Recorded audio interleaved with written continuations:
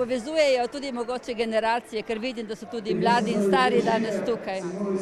Pa to bo muzika tudi naših otrok, ker znajo zapeti srcem in ker so naši, ne.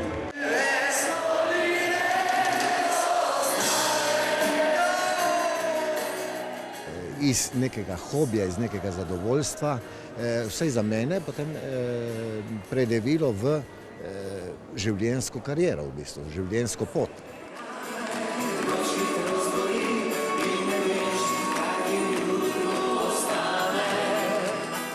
Faraoni danes vnovič dihajo kot eno, čeprav so se v teh desetletjih preizkusili tudi posamično.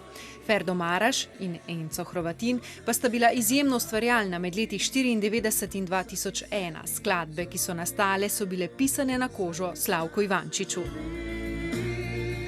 Vse to, kar danes delam, to je zasluga tega dela 6 let, zlatih let, mojih bendovskih.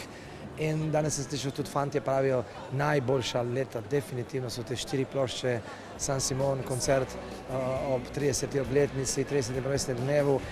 Ostajajo te njihove pesmi, ki so se precej spreminjale, od njihovega začetnega progresivnega rokovskega obdobja, pa potem, ko smo jih, oziroma jih je večina Slovencev spoznala s pomočjo festivalov Melodije morja in sonca, kjer so imeli te velike uspešnice. Uspešnice so še kako žive, zato je želja po osvajanju novih odrov po Sloveniji po koncertu še bolj oprijemljiva.